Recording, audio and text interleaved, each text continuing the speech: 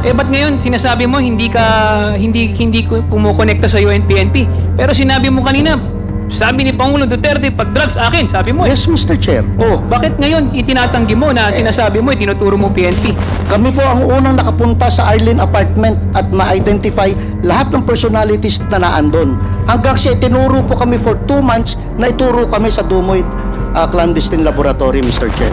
Kung ikaw ang may information nun, dapat, aside from reporting it to your chief PNP, dapat nagkanta ka na ng validation. Kasi ikaw ang may information eh. So, Mr. General Wilkins, anong pamamaraan yung ginamit nyo? I beg to disagree. Marami na mga chismis at ano. At na tayo mga naririnig na involved si Michael Yang alalim sa drugs. Mr. Chair, we cannot act on mere chismis kasi hearsay yun, Mr. Oh, Chair. pero hindi ba kaya nyo inabsuelto si Michael Yang at saka si Alan Lim? Dahil malapit siya sa dating Pangulo na nag-appoint sa inyo bilang ano? Bilang, nako, dali lang.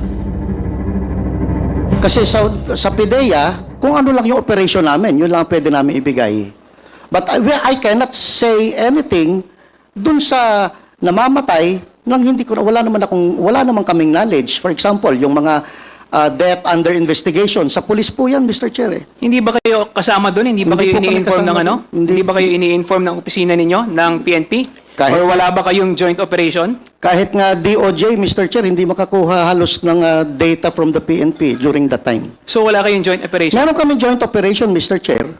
And some of them resulted to death of those suspects. But, Mr. Chair, we also share death sa aming mga kasama. Pero kanina sinabi mo na pagdating sa drugs sa Diyo eh.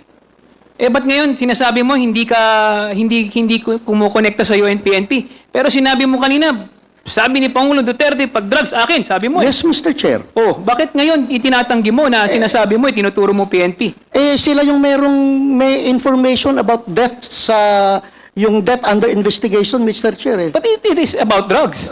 We cannot say if it's immediately about drugs or not because they are still under investigation. Okay. Ito po bang si Colonel Acerto? Kilala niyo po ba siya? Kilala ko po yan, Mr. Chair. Kasama Paano ko po kayo talaga. nagkakilala? Kasama ko po dati pa yan, nung nasa academy pa kami, pareho po kami shooter nung kadete pa kami. And then, nung nag-narcom ako, nag-PIDEA ako, nasa EDSOT po siya, magkasama rin po kami halos. Aware po ba kayo tungkol sa intel report na ginawa niya tungkol kay Michael Yang, Alan Lim, Johnson Chua at si Alan C? Aware po ba kayo dun sa report na ginawa niya tungkol sa Shabu Lab raid sa Davao? Mr. Chair, yung Shabu Lab raid sa Davao, akin yun, Mr. Chair. Isinama ko lang siya dahil gusto naming mag-collaborate ang PNP at PIDEA during that time. Pero initially, meron siyang information na merong personality na gumagamit ng certain cellphone na traced sa Davao. But yung laboratory, wala pa po siyang idea about that. Kami po ang unang nakapunta sa Arlene apartment at ma-identify lahat ng personalities na naandun. Hanggang siya tinuro po kami for 2 months na ituro kami sa Dumoy clandestine laboratory, Mr. Chair. So, Pero yun po- kasama na sila during the surveillance operation. So inaamin po ninyo na yung operation na yun ay sa PIDEA? Joint operation yun, Mr. Chair. So nakarating po ba yung report nito kay sa dating Pangulo na Duterte? Naibigay niyo po ba yung report sa kanya regarding dito? Regarding kanino po, Mr. Chair? Doon Na sa pangalan? ano nyo, operation ninyo? Yeah, operation before the actual clandestine laboratory operation, kinausap po natin ang aming si Mayor Duterte. Hindi po ba kasama si Michael Yang doon sa binanggit niyang sangkot sa droga noong 2024 ni Acerto? Balik tayo sa Mr. Chair. Doon 2004, wala pong Michael Yang doon, Mr. Chair. Ngayon, yung 2024, hindi ko na po alam yun kasi wala akong information, Mr. Chair. Eh. Yung Michael Yang na nasa 2020 na kinlear ninyo, ito po ba yung Michael Yang na inappoint ni Presidente Duterte na economic advisor niya? Yes, Mr. Chair. Ito rin ba yung businessman na taga Davao na malapit kay Pangulong Duterte? Yes, Mr. Chair. Tama po ba yung rinig ko kanina na ikinlear nyo si Michael Yang at sinabi niyong wala siyang kinalaman sa droga? Mr. Chair, kasi wala nang immediate na ebidensya na si Michael Yang sangkot sa droga.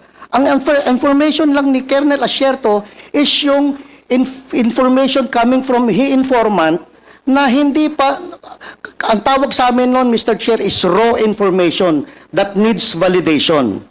Now, kung ikaw ang may information on being an operative for so long, kung ikaw ang may information on dapat, aside from reporting it to your chief PNP, dapat nagkanda ka na ng validation. Kasi ikaw ang may information eh. So, Mr. General Wilkins, anong pamamaraan yung ginamit nyo para masabi nyo o malinis ninyo yung pangalan ni Michael Yang at kanyang mga kasamahan? We inquired from the different intelligence services all over the country at we backtrack dun sa records ng PDEA kung merong involved na Michael Yang. Wala naman pong lumalabas, Mr. Chair. That is why we concluded na dahil during that time, hindi naman nagbigay ng report si Colonel Asierto sir sa akin. Ang nagbigay siya ng report kay General Bato, General Abayalde at kay Director General Aquino. So as far as I'm concerned, walang umabot na report sa akin yon, Mr. Chair. Kung baga kayo ba gumawa lang sarili nyong investigasyon or nakipag-ugnayan kayo sa iba't ibang ahensya ng gobyerno? Yes, Mr. Chair. Anong ginawa nyong pakikipag-ugnayan sa iba't ibang ahensya ng gobyerno? Mga tawag-tawag and then inquiry, letters from different... Usually kasi, Mr. Chair, meron kaming grupo talaga na ang bilis ng text lang eh. Text, sir, may involvement pa to. Brad, may involvement pa to. Madali naman ang pasok ng mga information. Kanino kayo nakipag-ugnayan? Anong ahensya? Lahat, Mr. Chair. ISAF, NICA, PIDEG, sa PIDEG. Kasama ang NBI. PIDEG. NBI, AFP? yung NICA, yung ISAF, Mr. Chair, is na under AFP yun, Mr. Chair. DI. Yung DI mismo, sir, kinler sila eh. Kinler si Michael Yang eh. There was a memorandum clearing Michael Yang ng Directorate for Intelligence ng Philippine National Police. Sa ngayon po, sa nakita nyo o narinig ninyo na ginagawang investigasyon ngayon ng Quadcom, nakita nyo po na may mga lumabas na ebidensya. Ano po ang masasabi nyo tungkol dito? Then- Di parang mas magaling pa mag-imbestiga ang Quadcom kaysa sa PDEA. Yes, Mr. Chair. Yes, Mr. Chair, inamin niyo po. Mas magaling mag-imbestiga ang Quadcom kaysa No, sa... Sandali lang po. Di mas magaling po mag-imbestiga ang Quadcom kaysa sa opisina niyo sa PDEA. No, Mr. Chair. Kailan lumabas si Michael Yang? Nung nagkaroon ng drug haul sa Pampanga. Doon pumasok si Michael Yang. Before that, wala namang actual ebidensya si Michael Yang eh. Now, may mga ebidensya na against him, then we have to pin him down. Beg to disagree. Marami na mga chismis at ano. At na tayo mga naririnig na involved si Michael Yang alalim sa drugs. Mr. Chair, we cannot act on mere chismis kasi hearsay yun, Mr. Chair. Pero hindi ba kaya nyo inabsuelto si Michael Yang at saka si Alan Lim dahil malapit siya sa dating Pangulo na nag-appoint sa inyo bilang ano? Sandali lang. Bilang ano? PDEA chief? No, Mr. Chair. Hindi ko isasakripisyo ang pangalan ko ng buong karir ko na Wilkins dahil may 3 apo akong anak na Wilkins. Ayoko pong madamage ang pangalan ng Wilkins dahil dala-dala po ng anak ko yan. Hindi ko kinlir si Michael Yang dahil may utang na loob ako presidente.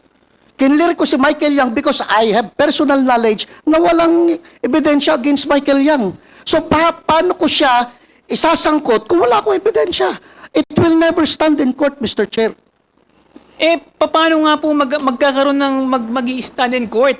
Hindi nga po kayo nagsagawa ng ebidensya na maayos. Kung nagsagawa po kayo ng ebidensya na maayos, lalabas po yung pangalan yan. Talagang aminin na po natin. Kaya po ninyo inabsuelto si Michael at si Alan Lim dahil may utang ng loob po kayo kay Presidente dahil in-appoint niya po kayong PDEA. Wala po, Mr. Chair. No. I beg to disagree. Mr. Sinungaling Chair, po kayo. ang dapat Sandali lang po. Antayin niyo pong i-recognize kayo bago niyo po kayo magsalita. Mr. Chair, alam po natin na talagang ang dahilan po ng pag-absuelto ng PDEA dati kay Michael Yang at Alan Lim dahil po in-appoint nga po ni Presidente si Wilkins Villanueva bilang Director General ng PDEA. Yun ang dahilan. At kailangan magsabi ng totoo. si Director General Wilkins na talagang katulad nga ng sinabi po natin kanina, mas magaling pang mag-imbestiga ang Quadcom kaysa sa PIDEA.